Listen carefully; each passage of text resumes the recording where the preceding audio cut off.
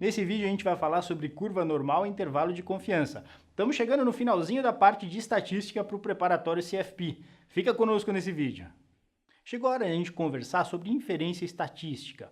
Esse assunto é bastante importante para todo mundo que precisa conhecer sobre estatística dentro do mundo de finanças. Na inferência estatística, a gente vai entender as possibilidades de um evento acontecer no futuro. Perceba que o passado só é relevante porque ele nos dá informação para o futuro. Então, quando a gente olha o desempenho de um fundo de investimento, de um ativo específico, o que a gente está tentando inferir é o que vai acontecer com esse investimento no futuro. É óbvio que não dá para dizer que tudo que aconteceu no passado vai se repetir nos próximos períodos, mas normalmente a coisa não muda tanto assim. Então a gente olha para o passado, vê as observações de retorno e desvio padrão, portanto retorno e risco, e a partir daí a gente infere o que vai acontecer no futuro. É parecido com o seu dia a dia. Como é que você contrata um pedreiro? Eu não sei você, mas eu contrato perguntando para pessoas que já tiveram seu serviço prestado por aquele pedreiro. Se o cara fez um bom serviço, as chances de ele fazer um bom serviço na sua casa vão ser maiores. É a mesma coisa com fundo de investimento e com ativos financeiros. Normalmente a gente olha para o passado na esperança de adquirir informações que vão ser úteis para prever o que vai acontecer no futuro. Dá só uma olhadinha nessa distribuição de retornos dos últimos 24 meses de um fundo específico. Esse gráfico que você está vendo é um histograma. Um histograma mostra para a gente a recorrência de retornos em determinadas faixas. Então olha só, o primeiro ponto que a gente tem lá é menos do que menos 3% de retorno. Depois a gente tem um segundo ponto que é retorno entre menos 3% e menos 2%. Depois retorno entre menos 2% e menos 1%. E assim vai. E aí a gente foi empilhando aqueles retornos que caem em cada uma das categorias. E a gente coloca isso de uma forma bem didática num treco, num gráfico que a gente chama de histograma. Então, se você parar para olhar esse histograma, você vai ver que as categorias centrais lá foram aquelas que tiveram uma recorrência maior de valores. Então, isso é só uma forma da gente enxergar como está distribuída a informação passada, como estão distribuídos os retornos desse fundo específico.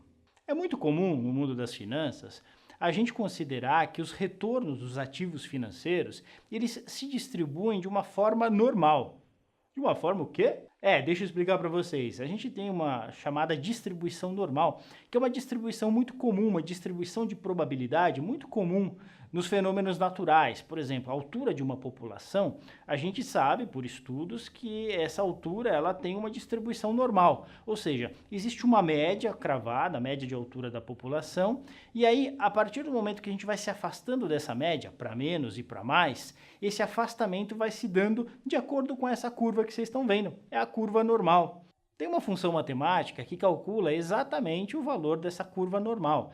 Então, para cada ponto, você pega o x, substitui lá na fórmula, de acordo com uma média e desvio padrão que você está utilizando para aquela população, você consegue traçar essa curva normal. Mas isso, por hora, não é relevante para a gente. Para a gente, o mais importante é que, considerando que os retornos eles são distribuídos de forma normal, se a gente conhecer a média e o desvio padrão de uma amostra ou de uma população, a gente consegue, com determinado nível de confiança, determinar qual vai ser o retorno mínimo ou o retorno máximo de um ativo financeiro ou de um fundo de investimento. Se a gente pegar uma curva normal, a gente vai perceber que 68% dos casos vão estar dentro de um desvio padrão. O que isso quer dizer? O ponto máximo, o ponto de maior probabilidade de acontecer retornos em um fundo cujo retorno é distribuído de forma normal, vai estar lá na média. Então, está lá o ponto máximo e um desvio padrão para mais, um desvio padrão para menos, se a gente colocar esses limites na curva, a probabilidade dos retornos estarem localizados entre a média e esse um desvio padrão para mais e um desvio padrão para menos é igual a 68%. É bastante importante que a gente tenha em conta esse número. Então, para cada um desvio padrão para mais ou para menos, 68% de probabilidade de ocorrência do retorno nessa faixa. Muito bom, agora imagina que a gente quer ter uma confiança de 90%, ou seja, uma probabilidade de que o dado esteja entre a nossa faixa especificada de 90%. Para que isso aconteça, eu não vou poder ter um desvio padrão para baixo ou um desvio padrão para cima. Eu vou ter que ter 1,65 desvio padrão para baixo 1,65 para cima. Aí sim, nesses limites, 90% dos dados vão estar no nosso intervalo, na nossa faixa estabelecida. Da mesma forma, se a gente quiser aumentar o intervalo de confiança, aumentar o nível de confiança, a nossa probabilidade de acertar que o retorno vai estar naquela faixa especificada, a gente pode pensar em 95%.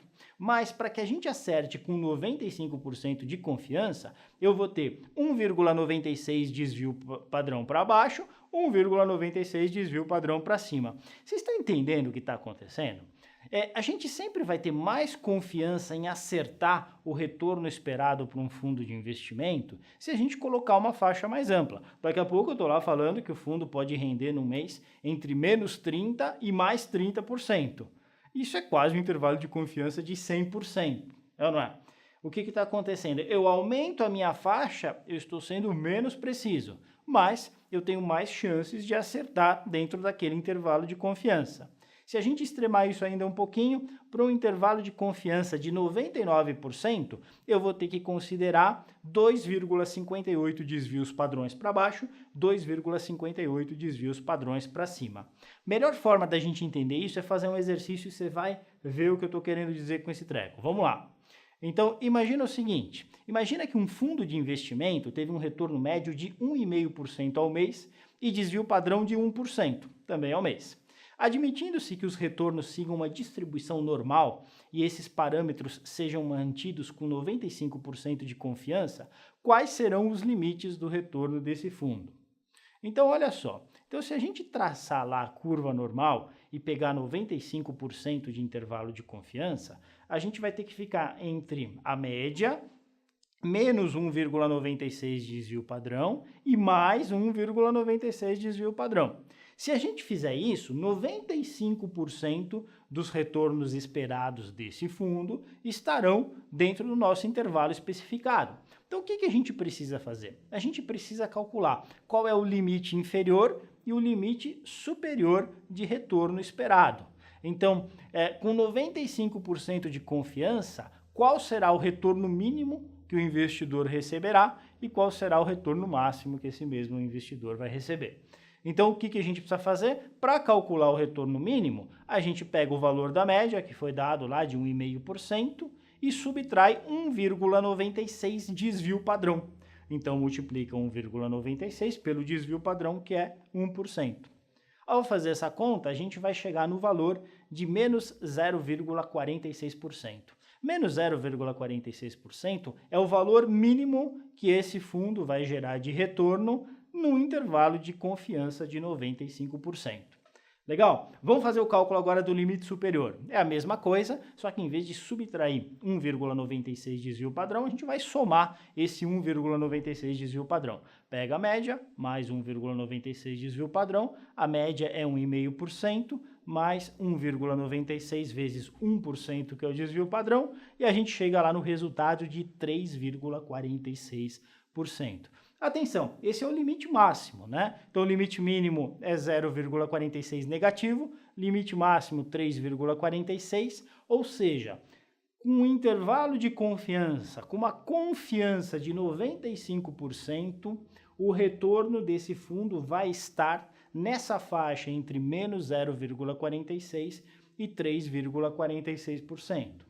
Agora, a pergunta, como é que seriam esses limites se a gente mudasse o intervalo de confiança para 99%? Vamos lá. Bom, com 99% de intervalo de confiança, a gente teria que utilizar 2,58 desvios padrões. Porque no intervalo de 2,58 para menos e 2,58 desvios padrões para mais, a gente está abarcando, a gente está pegando 99% dos dados abaixo da curva normal. Então, a gente vai calcular o limite mínimo agora utilizando esse 2,58. Então, vamos lá. Meu limite mínimo vai ser a média menos 2,58 vezes o desvio padrão. Ou seja, 1,5% que é a média, menos 2,58 vezes 1% que é o desvio padrão. O meu limite mínimo, então, ficaria em menos 1,08%. Muito bom. Qual seria o limite máximo? Aí a gente vai pegar a média e vai somar 2,58 desvios padrões. Então, a gente tem uma média de 1,5% mais 2,58 vezes 1%, que é o desvio padrão, chegaríamos então em 4,08% de limite máximo. Bom, qual que é a interpretação disso?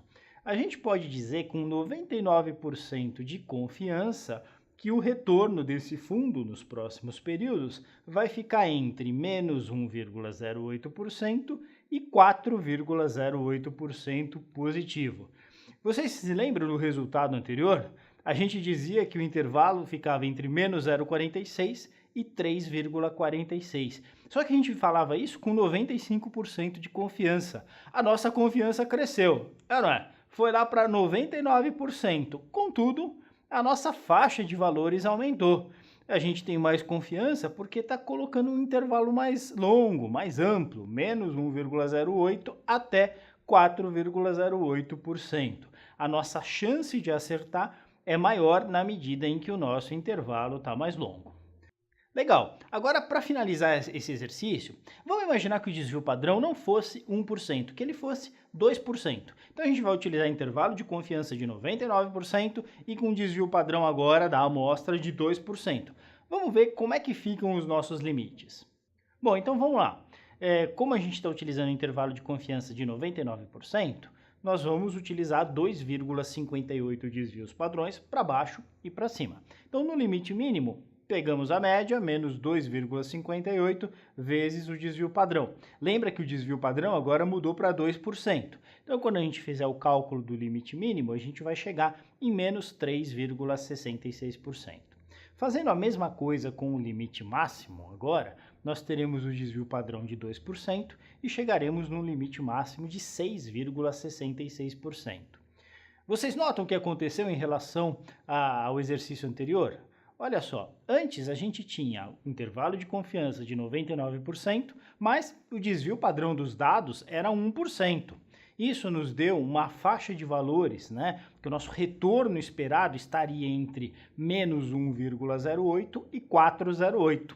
Agora, como aumentou o desvio padrão, então a gente está considerando, por exemplo, um fundo mais arriscado, um fundo com desvio padrão de 2%, a nossa previsão ela é menos exata. Com 99% de confiança, tudo que a gente consegue é dizer que o retorno vai estar entre menos 3,66 e mais 6,66. É por isso que a gente fala que o desvio padrão é uma medida de risco quando a gente fala em fundos de investimento. Quanto maior é o desvio padrão, maior é a faixa de previsão de retornos para o futuro. Mais difícil é a gente conseguir acertar numa faixa estreita qual vai ser o retorno daquele fundo no futuro. E isso caracteriza risco em finanças. Quando a gente não consegue determinar com mais certeza qual vai ser o retorno de um investimento, isso é risco. Em relação à prova, talvez você esteja um pouco preocupado. Como é que eu vou lembrar que quando eu estiver falando de 90% de intervalo de confiança, eu deveria utilizar 1,65 desvios padrões? E como é que eu vou lembrar que quando eu estiver falando de 95% de intervalo de confiança, isso muda para 1,96? Pode ficar tranquilo, porque normalmente as provas elas dão esse dado para você, né? Então você não precisa decorar isso. É lógico que à medida que você faz exercícios, é legal ir decorando, porque isso vai ficando bastante inculcado mesmo na sua mente, né? Você vai realmente utilizando isso de uma forma mais natural. Mas normalmente na prova você vai ter esses valores. Se é para usar 1,65, porque é 90% de intervalo de confiança, se é para usar 1,96, porque é 95% de intervalo. Na prova, normalmente, você não precisa decorar que 1,96 é o número que reflete um intervalo de confiança de 95%. Normalmente isso está lá disponível na prova, então existe uma tabelinha de equivalência. Só para a gente relembrar essa tabelinha, vamos lá, vem comigo. O intervalo de confiança de 68% requer que você utilize um desvio padrão para baixo, um desvio padrão para cima. Se o intervalo de confiança for 90%, 1,65 para baixo e para cima, 95%, 1,96 para baixo e para cima, e finalmente, se você tiver que calcular, estimar com um intervalo de confiança de 99%, você vai ter que jogar 2,58 desvios padrões para baixo e 2,58 para cima também. Espero que você tenha entendido essa aula. É fundamental que você faça os exercícios. Eles estão logo aí na sequência.